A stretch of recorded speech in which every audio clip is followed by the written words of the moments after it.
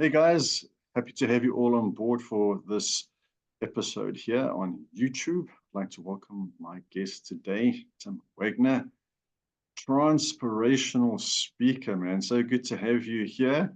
I'd love to first know, what does that actually mean, transpirational speaker? Let us know what that's about. Nick, thanks so much for the invitation to chat with you. Yeah, there's a word I made up. Transpirational speaker is I'm looking for transforming people through inspiration. That is not only about inspiring people for an improvement, life-changing, growing, creating the new world that you want to be and who you want to be, but it's also about providing those skills and those tools that you can actually live it out for the long term. Inspiration, wonderful, but then life happens and drama happens and relationships happen. Yeah, so it's that transformational process that I seek out as well. Beautiful. I love that. You know, the drama of life, I guess, is also what you tap into there with your workshops and a lot of the stress release experiences that you offer people. This, in particular, my interest this one is to tap into your wisdom and knowledge around breath work. Share a bit with us about that there with stress release and breath work. My work is very much around intimacy and relationships. So perhaps you could tie that in a bit there for us as well with respect to the stress release, breath work, and relationships. Yeah. Well, definitely. So I came across breath work completely by default. I wasn't even looking for it. In fact, I was training to climb Mount Kilimanjaro at the time. And so completely unrelated to my life. And well, apart from the fact that I breathe, and we all do. And what I discovered was the power of an innate breath in how it can just release that stress, that anxiety, create that clarity of mind. But when it comes to relationships, not only personal relationships, but business and all the relationships around us, and understanding how our breathing state affects how we react to situations. So I'll give a very quick example, if I can, with a client of mine. She came to me with difficulties in her business. And I started to chat with her, and she was doing some breathing exercises and just helping moderate at how she breathes in stressful scenarios, to uncover that her stress was actually due to family drama. And those family relationships were quite toxic. So that was then having a negative impact on her ability to operate her business. So the connection there, it's all encompassing. There's no separation between business and family, home, or relationship. It's they're interconnected. We're humans. You can't cut one from the other. So that's what created a huge amount of interest for me in understanding how we breathe when stressed, when angry, when in having an argument. So if we connect it to the spouse and to the relationships, and how our breathing state can impact how we react to our other half in a difficult scenario.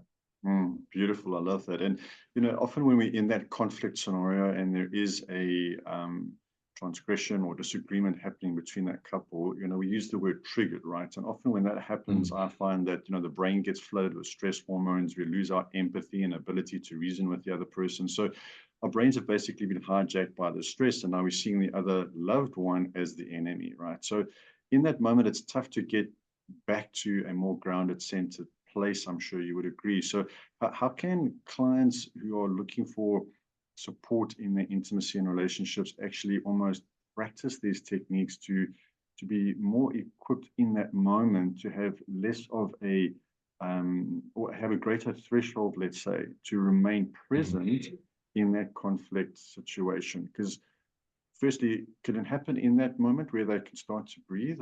How would we help them to know where to start with that? And then also in the background, perhaps as homework for them to do, what can they do to improve their capacity to be present? Stunning questions. And this is a discussion that we could have, which will span a long period. So let me give you a summation here. The one word that you mentioned is triggered. We've all got these triggers, and the trigger is there due to past trauma experiences and problems that we've had, that somebody says something or acts in a certain way that you react like this. Sometimes afterwards we'll go, but why did I react like that? That was not necessary. I didn't mean to say that, but hell, the damage is done. So there's two parts to this. The first is, what do you do in that moment, or what can be done in that moment when you feel that this is where I'm going? And the next one is having a look at the actual trigger. And let's see, is there a way to actually eradicate, get rid of that trigger? And by this, it's the difference between treating the symptom and treating the cause. So the symptom would be, I react like this in that situation.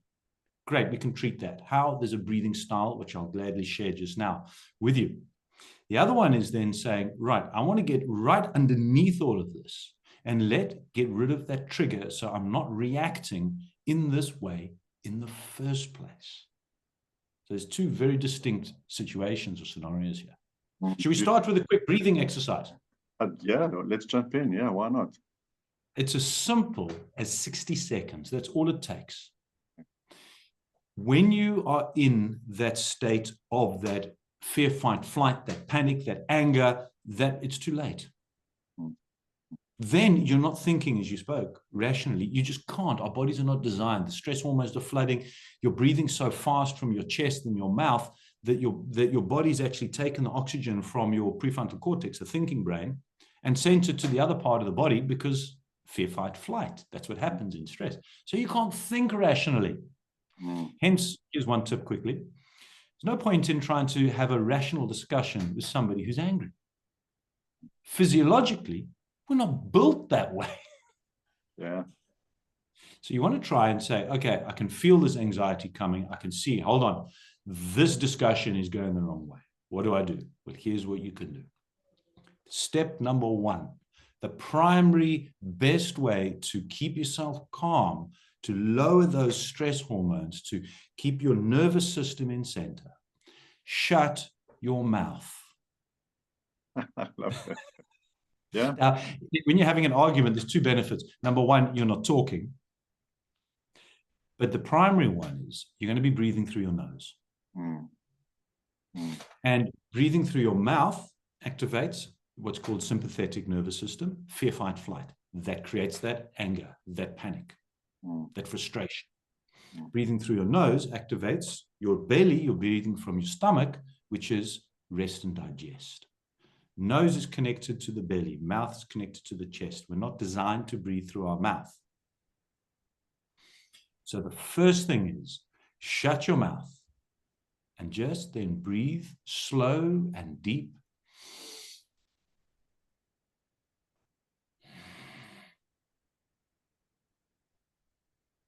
And if you can just do that, the slower you breathe, the ideal breathing rate is count to 5.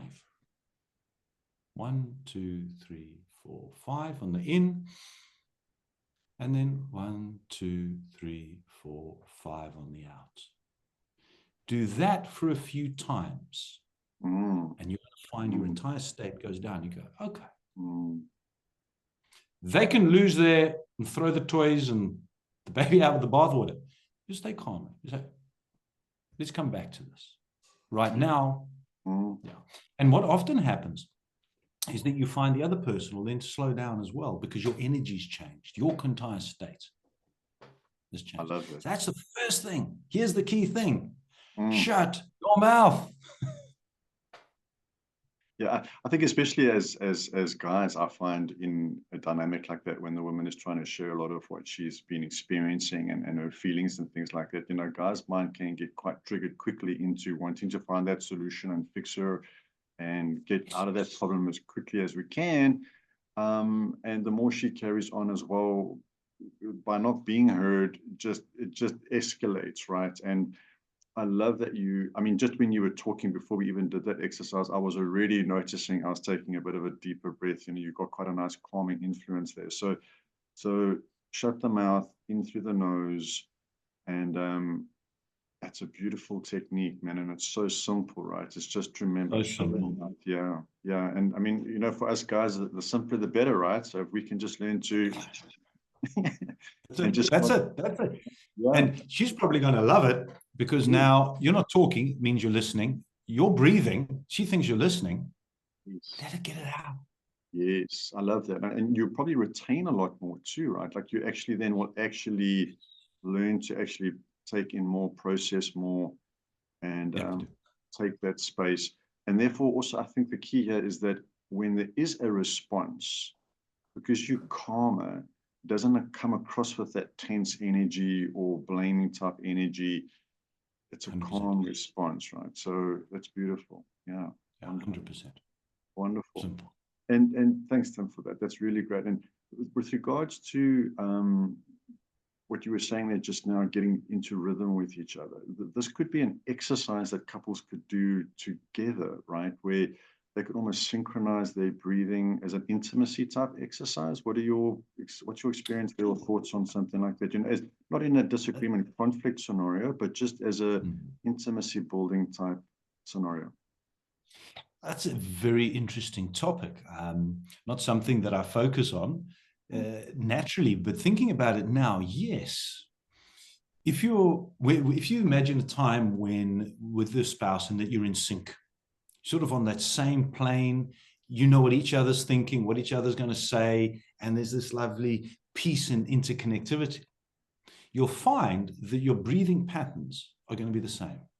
You'll be breathing slow, you'll be breathing calm, and you're going to have that coherence. Your energies are the same. So that would be a very interesting one to do, is actually sit and breathe slow and deep. And if you're doing that, you're going to then connect, because you're both then going to have this connectivity, this interconnection. Then your heartbeats are going to both be calming and be more sound. Your brain is going to slow. You're going to, in fact, with a lot of these breathing exercises, it is a matter of getting out of your head and breathing into your heart. And surely, Nick, if you are a heartfelt breather, that's going to be a huge game changer. Sure, a heartfelt breather. I love that. And what a gift to give your partner, right? The ability to be able to have that sort of regulation within your own consciousness and your own toolbox, and to perhaps invite your partner, whoever's listening, maybe invite your partner into a session of a couple of minutes of doing this type of breathing with them. Yeah. So this has been amazing. Thanks, man, for popping in on the call. I know you're a busy man there, and I just wanted to get some really nice insight into breathing to help our couples this side. Where can people reach you, man, if you want to send clients through to you and people are interested in your work? I'll gladly share. I'm on LinkedIn a lot of the time, but if you want to reach out to me, email address is tim@professionalpointer.com. Easy enough. That's my business. And I'm happy to connect over a 30-minute connection call, see how I can help you, and invite you to come and breathe with me. I offer complimentary deep breathing sessions, sort of like a very deep guided meditation. And this is for that long-term clarity of clearing out that sludge, which is inside all of us. And that was a description a client of mine used recently. He said, you released all of that sludge, which was holding me back. And that's going underneath and clearing out those triggers. And I offer this, I do these sessions once a month. So reach out to me, and I'm sure that underneath here, you'll put the links, and let's connect for a chat and see how I can help you. Nick, it's been a pleasure. Thanks so much for inviting. Huge respect to what you do and the value. It's massive. Thank you so much. And I think, guys, the takeaway here for me also in Tim's last words there is that this is deep healing work. It's not just a drive-through fancy, little technique you can use. It's actually going to start to evoke within you the healing process and remove that sludge. And I love that sort of metaphor for sure, man. A lot of us have that building up throughout our lives, and we can certainly do some clearing. Tim, thanks, man. Have a good time. We'll speak again. Thank you. Pleasure. Thank you.